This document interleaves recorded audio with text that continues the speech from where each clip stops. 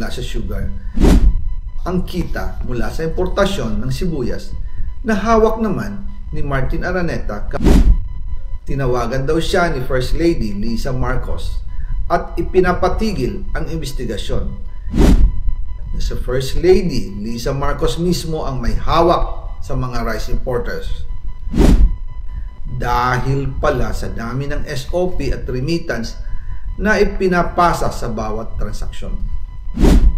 Ang pinakamakapangyarihang pamilya pa mismo ang sangkot sa ganitong sistema.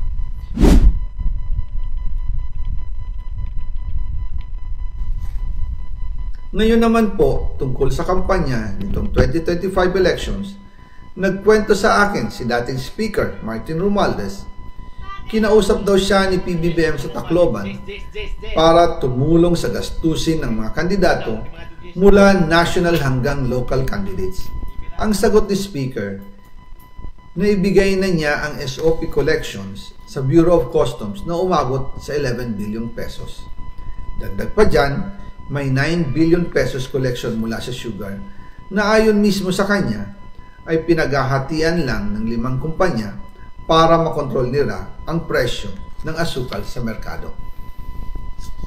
At iba pa ang kita mula sa importasyon ng sibuyas na hawak naman ni Martin Araneta, kapatid ni First Lady Lisa Araneta Marcos.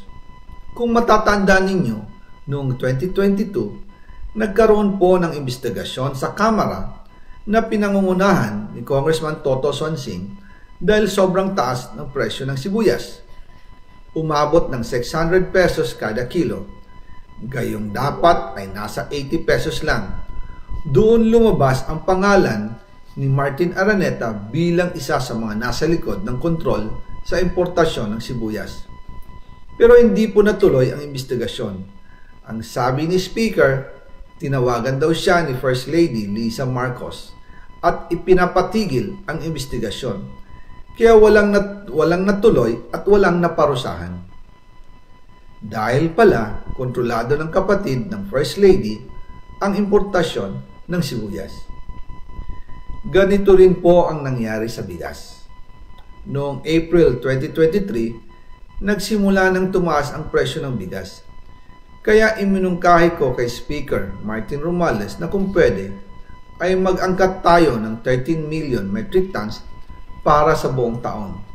Ang layunin ko po ay mapababa ang presyo ng bigas sa 22 pesos kada kilo.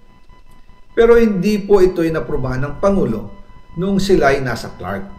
Dahil doon, sumipa ang presyo ng bigas na umabot ng 55 pesos kada kilo hanggang 2024. Noong 2024, kinausap ko ulit si Speaker Martin Romualdez na kung pwede makausap namin si Secretary Laurel Chu ng Department of Agriculture at Secretary Ralph Recto ng Department of Finance para maibaba ang taripa ng bigas mula 35% to 15%. Sinabi ko kay Speaker Martin Romualdez na kung pababayaan natin ang patuloy ng pagtaas ng presyo ng bigas at umabot ito sa 60 pesos kada kilo, siguradong magagalit na ang taong bayan.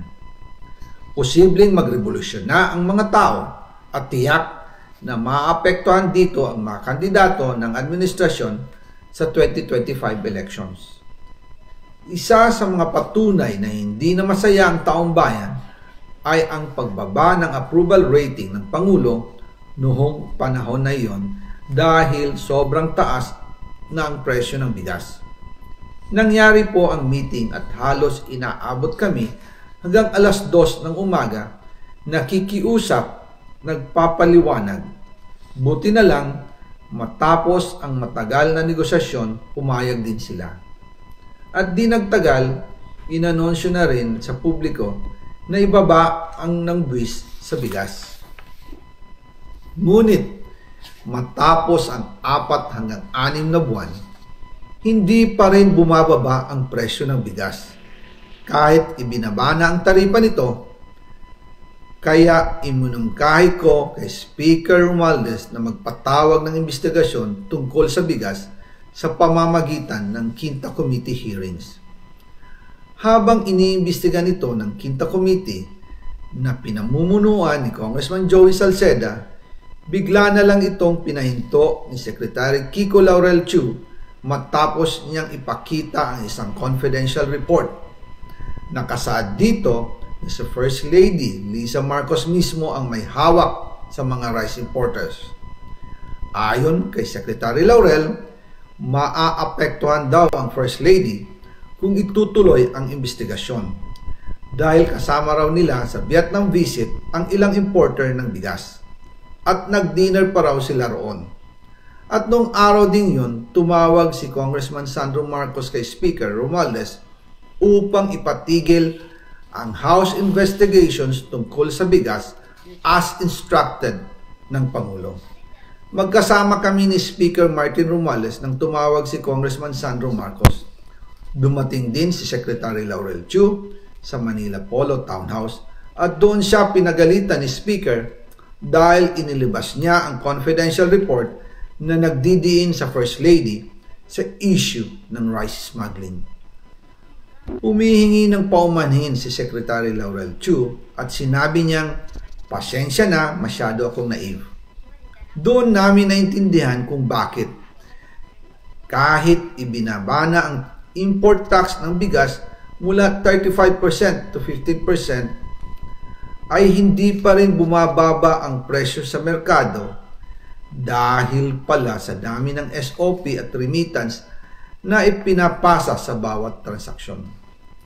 Dagdag pa po, maraming importers ng isda ang nagrereklamo dahil kontrolado ito ng kaunting kumpanya lamang. Wala naman daw tax sa importation tuwing lean season, pero kahit ganoon, hindi pa rin sila nabibigyan ng permit to import. Ang makaunting kumpanya na ito lang ang nabibigyang permit to import. Dahil dito, kontrolado din ang presyo ng isda at ito din ang dahilan kung bakit mataas ang presyo ng galunggong. Mga kababayan, hindi dapat naghihirap ang Pilipinas. Hindi dapat ganito kamahal ang mga pangunahing bilihin tulad ng bigas. At higit sa lahat, hindi dapat nagugutom ang mga Pilipino. Wala silang malasakit sa taong bayan, lalo na sa mga mahihirap. Inaabuso ang kapangyarihan, nagiging negosyo ang pera ng taong bayan. Masakit man tanggapin, pero ito ang katotohanan. Ang pinakamakapangyarihang pamilya pa mismo ang sangkot sa ganitong sistema. Mula sa Pangulo, First Lady, hanggang sa anak, sila mismo ang nagtatakda, kumukontrol, at nakikinabang sa mga transaksyon dapat sanay para sa kapakanan ng sambayanan. Hawak at kontrolado nila halos lahat ng ahensya, kaya nagagawa nilang itago ang katotohanan. Sa mga susunod na araw, marami pa po akong isisiwalat. Maraming salamat sa inyong oras at patuloy na pag-unawa. Naway, magising tayo sa katotohanan at sama-sama nating hanapin ang hustisya para sa bayan. Diyos mabalos po sa Indogabos.